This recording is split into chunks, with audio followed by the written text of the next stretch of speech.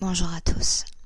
Aujourd'hui, je vais vous lire un conte des frères Grimm, Cendrillon, dans sa version originale, en soft spoken.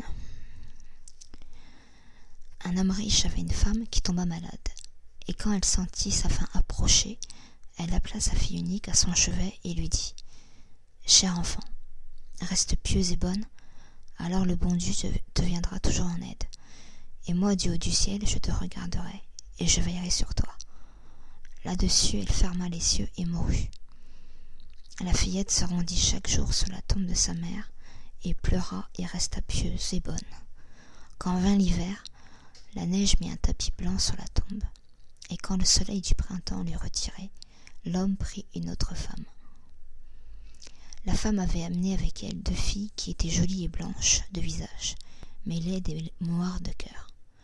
Alors les tourments commencèrent pour la pauvre belle-fille. « Ce petit doigt va-t-elle rester avec nous dans la salle ?» dirent-elles. « Qui veut manger du pain doit le gagner. Dehors le souillon. » Elles lui enlevèrent ses belles robes, la vêtirent d'un vieux sarrau gris et lui donnèrent des sabots de bois. « Voyez un peu la fière princesse, comme elle est bien nippée !» s'écrièrent-elles en riant, et la conduisirent à la cuisine. Là, il lui fallut trimer dur du matin au soir, se lever bien avant le jour, porter l'eau, allumer le feu, faire la cuisine et la lessive. Par-dessus le marché, les 2 sœurs lui faisaient toutes les misères imaginables, se moquaient d'elle, lui renversaient pois et lentilles, de sorte qu'il lui fallait rester à la cuisine et recommencer à les trier. Le soir, quand elle était exténuée de travail, elle ne se reposait pas dans un lit. Elle devait se coucher près du foyer, dans les cendres. Et comme cela lui donnait toujours un air poussiéreux et malpropre, elle l'appelait Cendrillon. Il advint un jour que le père voulut se rendre à la foire.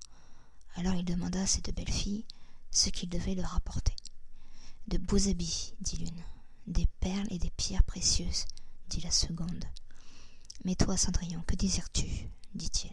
« Père, le premier rameau qui sur le chemin du retour heurtera votre chapeau. Cueillez-le pour moi. » Il acheta pour les 2 sœurs de belles robes, des perles et des pierres précieuses, et sur le chemin du retour, comme il passait à cheval à travers un buisson verdoyant, une branche de noisetier l'effleura. Il lui enleva son chapeau. Alors il cassa la branche et l'emporta. Rentré chez lui, il donna à ses belles filles ce qu'elles avaient souhaité, et à Cendrillon la branche de noisetier.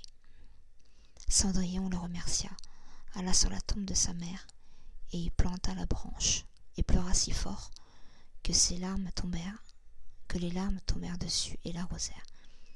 Or le rameau grandit et devint un bel arbre, et 3 fois par jour, Cendrillon allait pleurer et prier sous son arbre, et chaque fois un petit oiseau blanc y venait, et quand elle exprimait un souhait, l'oiseau faisait tomber entre ses mains ce qu'elle avait souhaité. Or il arriva que le roi donna une fête qui devait durer 3 jours, et à laquelle il invita toutes les jolies filles du pays, afin que son fils pût choisir une fiancée. Quand les 2 sœurs apprirent qu'elles devaient s'y montrer aussi, elles furent ravies. Elles appelèrent Cendrillon et dirent : « Peille nos cheveux, brosse nos souliers et serre bien les boucles. Nous allons pour la noce au château du roi. » Cendrillon obéit, mais elle pleura, parce qu'elle aurait bien voulu aller aussi au bal, et elle pria sa belle-mère de le lui permettre. « Mais Cendrillon, dit-elle, tu es pleine de poussière et de saleté, et tu veux aller à la noce ? Tu n'as pas de robe, pas de chaussures, et tu veux aller danser ?» Mais comme elle persistait dans ses prières, la belle-mère dit enfin : « Je t'ai versé un plat de lentilles dans les cendres. Si dans 2 heures tu les as triées, tu viendras avec nous. » La jeune fille sortit dans le jardin par la porte derrière et cria : « Pigeons dociles, tourterelles, et vous tous, oiseaux du ciel, venez et aidez-moi à trier. Les bonnes graines dans le petit pot, les mauvaises dans l'autre jabot. » Alors 2 colombes blanches entrèrent par la fenêtre de la cuisine, puis les petites tourterelles. Enfin tous les oiseaux du ciel arrivèrent dans un frémissement d'ailes, et voltèrent et se posèrent autour des cendres. Et les pigeonneaux penchèrent leurs petites têtes et commencèrent pic, pic, pic, et les autres s'y mirent aussi, pic, pic, pic, et ramassèrent tous les bons grains dans le plat. Au bout d'1 heure à peine, ils avaient déjà fini, et reprenaient tous leur vol. Alors la jeune fille alla porter le plat à sa marâtre. Elle était joyeuse et croyait que maintenant elle aurait le droit d'accompagner les autres à la noce. Mais elle lui dit « Non, Cendrillon, tu n'as pas d'habit et tu ne sais pas danser. On ne ferait que se moquer de toi. » Comme Cendrillon pleurait, elle lui dit « Si tu peux débarrasser de la cendre de plat de lentilles en 1 heure, tu viendras avec nous. » Et elle pensait « Jamais elle ne le pourra. » Quand elle eut répandu les 2 plats dans les cendres, la jeune fille sortit dans le jardin par la porte de derrière et cria « Pigeons dociles, petites tourterelles, et vous tous, oiseaux du ciel, venez et aidez-moi à trier.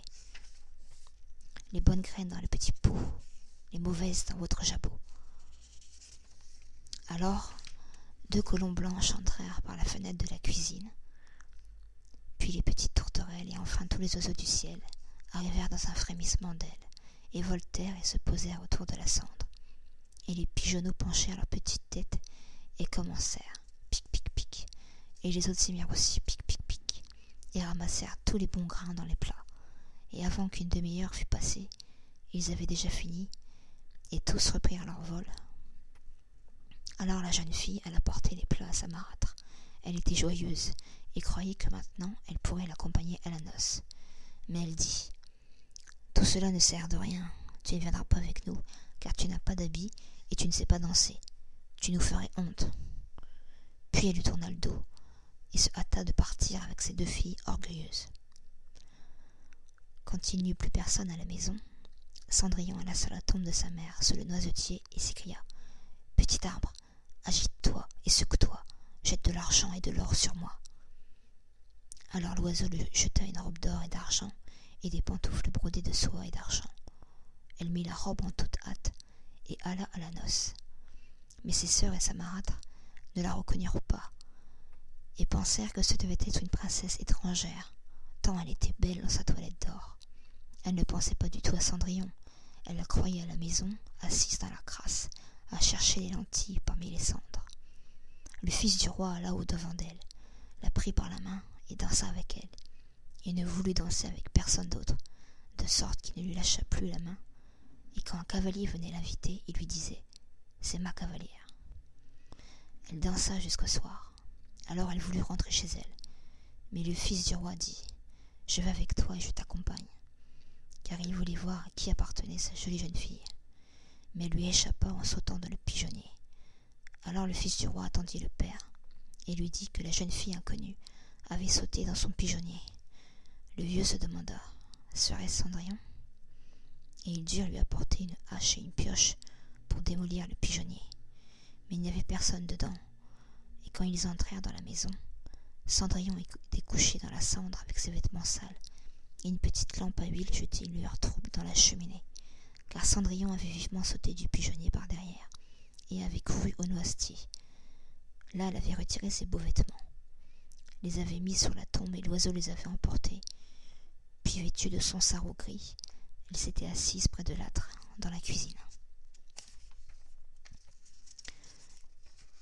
Le lendemain, comme la fête recommençait et que ses parents et ses sœurs étaient de nouveau partis, Cendrillon alla au noisetier et dit « Petit arbre, agite-toi et secoue-toi, jette de l'or et de l'argent sur moi. » Alors l'oiseau lui jeta une robe encore plus splendide que la veille, et quand dans cette toilette elle fit son apparition à la fête, chacun s'extasia sur sa beauté. Mais le fils du roi avait attendu sa venue. Il la prit aussitôt par la main et ne dansa qu'avec elle. Quand les autres venaient l'inviter, il disait « C'est ma cavalière. » Le soir venu, elle voulut partir, et le fils du roi la suivit pour voir dans quelle maison elle allait. Mais elle lui échappa en sautant dans le jardin derrière sa maison. Il y avait là un grand et bel arbre couvert de poires, les plus merveilleuses. Elle grimpa entre les branches, aussi lestement qu'un écureuil, et le prince ne sut pas où elle avait passé. Mais il attendit le père et lui dit « La jeune fille inconnue m'a échappé, et je crois qu'elle a sauté dans le poirier. » Le père se demanda « Serait-ce Cendrillon ?» Il envoya chercher une hache et abattit l'arbre, mais il n'y avait personne dessus. Et quand ils entrèrent dans la cuisine, Cendrillon était couchée dans la cendre, comme à l'accoutumée, car elle avait sauté par terre de l'autre côté de l'arbre, avait rapporté ses beaux habits à l'oiseau du noisetier et remis son sarrau gris. Le 3e jour, quand ses parents et ses sœurs furent partis, Cendrillon retourna sur la tombe de sa mère et dit à l'arbuste : « Petit arbre, agite-toi et secoue-toi, jette de l'or et de l'argent sur moi. » Alors l'oiseau lui jeta une robe qui était si somptueuse et si brillante qu'elle n'en avait pas encore eu de pareille, et les pantoufles étaient toutes en or. Quand elle arriva à la fête, dans cette toilette, tous furent interdits d'admiration. Le fils du roi ne dansa qu'avec elle, et quand quelqu'un d'autre l'invitait, il disait : « C'est ma cavalière. » Le soir venu, Cendrillon voulut s'en aller, et le fils du roi voulut l'accompagner, mais elle lui échappa si vite qu'il ne put la suivre. Seulement le prince avait usé de ruse et fait enduire de poids tout l'escalier. Alors, comme la jeune fille descendait en sautant, sa pantoufle gauche resta engluée. Le prince la ramassa. Elle était petite et mignonne, et tout en or. Le lendemain, il s'en vint trouver le père et lui dit : « Je ne prendrai pour épouse que celle qui pourra chausser cette chaussure d'or. » Alors les 2 sœurs se réjouirent, car elles avaient de jolis pieds. L'aînée alla dans sa chambre avec la pantoufle pour l'essayer, et sa mère était là. Mais elle ne put y faire entrer son gros orteil. Le soulier était trop petit pour elle. Alors sa mère lui tendit un couteau et lui dit : « Coupe-toi le doigt. Quand tu seras reine, tu n'auras plus besoin d'aller à pied. » La jeune fille se coupa l'orteil, força son pied à entrer dans la chaussure et alla retrouver le prince. Alors il la prit sur son cheval comme sa fiancée et partit avec elle. Mais ils durent passer devant la tombe. Les 2 petites colombes du noisetier étaient là et crièrent : « Tourne-touc, sang dans la pantouque, le soulier est trop petit, la vraie fiancée est encore au logis. » Alors le prince regarda le pied et vit que le sang en coulait. Il tourna bride, ramena la fausse fiancée chez elle, dit que ce n'était pas la bonne et qu'il fallait que l'autre sœur essayât le soulier. Alors celle-ci alla dans la chambre et put faire entrer ses orteils dans la chaussure, mais son talon était trop grand. Alors sa mère lui tendit un couteau et lui dit : « Coupe-toi un bout de talon. Quand tu seras reine, tu n'auras pas besoin d'aller à pied. » La jeune fille se coupa un morceau de talon, força son pied à entrer dans la chaussure, réprima sa douleur et sortit retrouver le prince. Alors il la prit sur son cheval comme sa fiancée et partit avec elle. Quand ils passèrent devant le noisetier, les petites colombes qui étaient perchées crièrent : « Tourne-touc, sang dans la pantouque, le soulier est trop petit, la vraie fiancée est encore au logis. » Il baissa les yeux vers le pied et vit que le sang coulait de la chaussure et montait tout rouge le long des bas blancs. Alors il tourna bride et ramena la fausse fiancée chez elle. « Celle-là n'est pas non plus la bonne, dit-il. N'avez-vous pas d'autre fille ? » ?»« Non, dit l'homme, mais j'ai encore de ma défunte femme une petite bête de Cendrillon. Impossible qu'elle soit la fiancée. » Le fils du roi dit qu'il fallait l'envoyer chercher, mais la mère répondit : « Oh non, elle est bien trop sale, elle ne peut pas se montrer. » Mais il le voulait absolument, et il fallut appeler Cendrillon. Alors elle se lava d'abord les mains et la figure, puis elle vint et s'inclina devant le fils du roi, qui lui tendit la pantoufle d'or. Ensuite, elle s'assit sur un escabeau, sortit le pied de son lourd sabot et le mit dans la pantoufle qui lui allait comme un gant. Et quand elle se redressa et que le roi vit son visage, il reconnut la jolie jeune fille avec laquelle il avait dansé et s'écria : « Voilà la vraie fiancée. » La marâtre et les 2 sœurs furent terrifiées et devinrent blanches de rage, mais lui il prit Cendrillon sur son cheval et partit avec elle. Quand ils passèrent devant le noisetier, les 2 colombes blanches crièrent : « Tourne-touc, pas de sang dans la pantouque, le soulier n'est pas trop petit, c'est la vraie fiancée qu'il mène au logis. » Puis quand ils eurent crié cela, elles descendirent toutes 2 et se posèrent sur les épaules de Cendrillon, l'une à droite, l'autre à gauche, et y restèrent juchées. Au moment où on célébrait ses noces avec le fils du roi, ses perfides sœurs vinrent la voir et voulurent s'insinuer dans ses bonnes grâces pour avoir part à sa fortune. Comme les fiancés allaient à l'église, l'aînée marchait à droite et la cadette à gauche.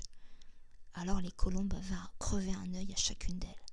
Ainsi, pour leur méchanceté et leur perfidie, elles furent punies de cécité pour le restant de leur jour.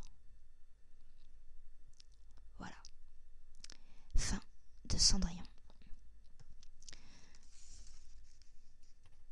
Il y a des détails qui n'étaient pas dans le conte de Disney, par exemple. Enfin, même dans les autres contes par rapport aux pieds qu'on coupe. C'est glauque. Voilà. Cette vidéo est terminée. Je vous embrasse.